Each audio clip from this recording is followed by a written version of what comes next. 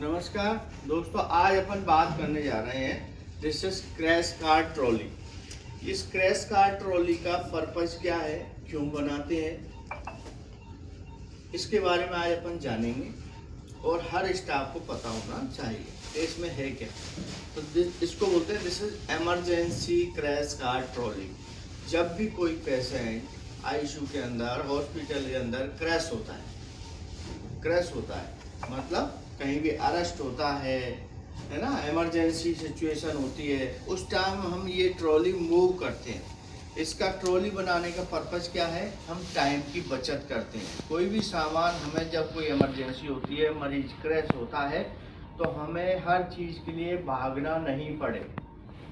इसलिए हमने एक इमरजेंसी जो ड्रग्स होती हैं, जो लाइफ थ्रेटनिंग कंडीशन वाली ड्रग्स होती हैं, उन ड्रग्स को एक चेकलिस्ट के अनुसार हमने इसमें प्रिपेयर कर रखा है और उसको हमने इसके अंदर अरेंज कर रखा है, जिससे कि जब भी कोई इमरजेंसी हो तो हम इस क्रैश कार ट्रॉली को मूव करते हैं बेड साइड, और हमें इसमें से सारा सामान लेके और पेशेंट को हम इमीडिएट ट्रीटमेंट स्टार्ट कर सकें, जिससे कि टाइम कंज्यूम हो जाए। नहीं तो आप एक एक सामान के लिए भागोगे तो टाइम तो निकलेगा ही, तो आप किसी की लाइफ को कैसे बचा सकते हो। जब भी सीपीआर होना है, अरेस्ट होना है, कार्डियक अरेस्ट पेशेंट है, तो उसके लिए 3 से 5 मिनट का टाइम रहता है हमारे पास कि भाई उसको इतनी देर में ही सारा काम करना है, और आप उसको टाइम ढूंढने, दवाई ढूंढने में लगा दोगे तो मरीज चला जाएगा हाथ से। इसलिए ये क्रैश कार ट्रॉली बोलते हैं। इसको हमने 3 भागों में डिवाइड कर रखा है। दिस इज टॉप, मीडियल और लोअर, ठीक है। तो टॉप में हम क्या रखते हैं, जैसे कि एम्बू बैग मास्क है ना, ये अपना वेन सर्किट हो गया, है ना, ये लेरिंगोस्कोप है, ईटी ट्यूब है ना, लेरिंगोस्कोप अडल्ट एंड चाइल्ड दोनों हमेशा इसके अंदर रखते हैं। इसको बोलते हैं बूगी। ये बूगी होती है। ये बूगी क्यों डालते हैं, जैसे कि कोई डिफिकल्ट एयरवे है, डिफिकल्ट इंट्यूबेशन है, उसके अंदर आपको ईटी ट्यूब नहीं जा पा रही है, किसी का फैटी है, मोटा आदमी है, गला भारी है, देखने में एयरवे बहुत कंप्रोमाइज है, तो ये क्या करता है, ये गाइड वायर का काम करता है। तो हम जैसे सेंट्रल लाइन, आर्टरी लाइन डालते हैं, उसमें लाइन डालते हैं ना, गाइड वायर पहले डालते हैं, ऐसे ही ये इंट्यूबेशन में गाइड वायर का काम करता है। तो हम इसको पहले बूजी डाल लेते हैं, बूजी के बाद ऊपर हम ईटी इसके ऊपर इंसर्ट कर देते हैं। उससे क्या होता है कि गाइडेंस होता है कि हमारी जो ट्यूब जा रही है वो एप्रोप्रिएट जा रही है। तो ये हमेशा इमरजेंसी हैंडलिंग या डिफिकल्ट एयरवे, डिफिकल्ट इंट्यूबेशन में काम में आता है ना। इसके बाद एक टॉप में होता है, जैसे ही आपको पेशेंट को सीरियस हो रहा है तो आईवी एक्सेस चाहिएगा, तो ऑल टाइप की कैनुला इसके अंदर हम रखते हैं, जिससे कि आपको भागना नहीं पड़े। इसके अंदर फिक्सर है, ईसीजी इलेक्ट्रोड हम इसके अंदर रखते हैं, कार्डियक मॉनिटरिंग के लिए पेशेंट को चाहिए जब भी सीरियस होगा। इसके अंदर ये सिलेंडर हमेशा रिफिल होके भरा हुआ होना चाहिए, इसकी चाबी हमेशा इसके पास होनी चाहिए, है ना। इसके बाद ये 3 वे होते हैं, आपको मल्टीपल ड्रग स्टार्ट करनी है तो ये 3 वे इसके अंदर है। आपको इमरजेंसी में ब्लड सैंपलिंग लेके भेजना है, उसके लिए हम ये ब्लड ट्यूबिंग इसके अंदर रखते हैं, और ये हमेशा एल्कोहल स्वाब इसके अंदर रखते हैं। इसके बाद ये आता है डिफिब्रिलेटर। डिफिब्रिलेटर क्या होता है, जब भी कोई शॉक केवल रिदम होती है, जैसे सीपीआर हो रहा है, सीपीआर होने के बाद VT and VF, ventricular fibrillation and ventricular ट्रैकिकार्डिया, तो हमें शॉक की नीड होती है। वेंटिकुलर फिब्रिलेशन मतलब हार्ट ऐसे फड़क रहा है ना, और वेंटिकुलर ट्रैकिकार्डिया एबनॉर्मल हार्ट रेट चल रही है 200-250 की, तो हमें क्या करना है, उस हार्ट रेट को कंट्रोल करने के लिए हमें डिफिब्रिलेटर की नीड पड़ती है। तो डिफिब्रिलेटर की क्या पॉलिसी होती है कि डिफिब्रिलेटर हम डेली बेस पे चेक करते हैं।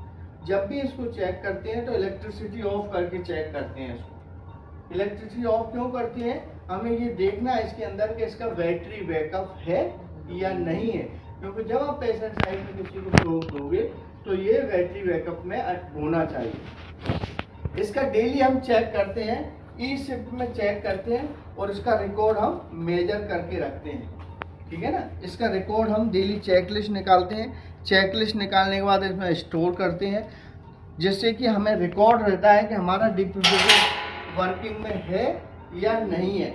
इसके अंदर ये अपनी चेकलिस्ट होती है, this is oxygen cylinder checklist. हम डेली बेस पे ऑक्सीजन ई शिफ्ट में चेक करते हैं कि ऑक्सीजन रिफिल है, प्रेशर एप्रोप्रिएट है।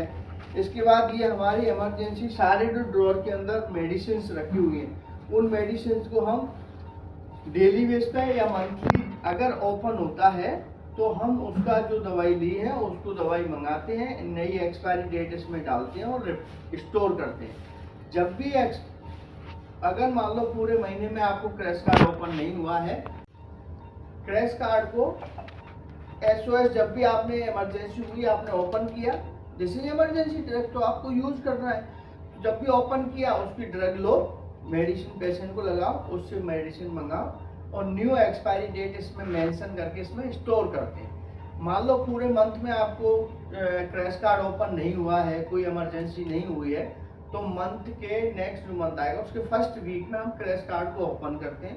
ओपन करने के बाद इसके अंदर सारी हमारी नियर एक्सपायरी 3 महीने तक की नियर एक्सपायरी हम इसमें से रिमूव करते हैं। 3 महीने तक कोई नियर एक्सपायरी हम इसमें नहीं रखते।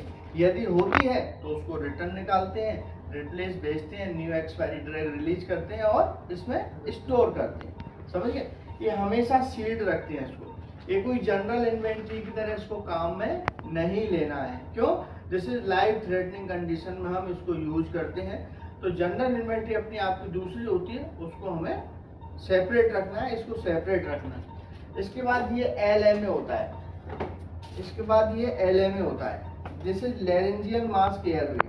ये क्या काम में आता है? जब भी कोई डिफिकल्ट एयरवे है, आप इंट्यूबेट नहीं कर पा रहे हो, तो कम से कम इसको हम LMA को डाल देते हैं, लैरिंजियल मास्क को, और आप एम्बुबैक से ऑक्सीजन दे सकते हो, मतलब आप हाइपोक्सिया होने से बचा सकते हो। इसके बाद ये ड्रग्स की सारे कॉलम आते हैं, इनमें सारी एज पर इन्वेंट्री हमने सारी दवाइयाँ जमा रखी हैं। इसके अंदर कुछ ड्रग्स होती हैं LASA, look alike sound alike, look alike sound alike. Look alike sound alike क्या होती हैं? कुछ दवाइयाँ होती हैं दिखने में एक जैसी होती हैं, कुछ दवाई सुनने में एक जैसी होती है। तो ऐसी पॉलिसी है कि ऐसी दवाइयों को कभी भी एक साथ स्टोर नहीं करते हैं। क्यों नहीं करते हैं? क्योंकि उसमें मेजर इंसिडेंट होने की चांस रहते हैं। कि जल्दबाजी में आपको बोला भाई एविल ले आओ, आप फेविरिल ले आए, है ना, कैल्शियम दो, कीसोल ले आए, दिस इज लुक लाइक, इसमें मेजर हार्म होने के मतलब जल्दबाजी में गलती होने के चांस रहते हैं। तो जब भी लोकलाइक साउंड अलाइक मेडिसिन होती है उनको डिफरेंट स्टोर करते हैं। ADR यहाँ है तो एट्रोपिन यहाँ है, कैल्शियम यहाँ है तो कीसोल यहाँ है, दिस इज अपोजिट में स्टोर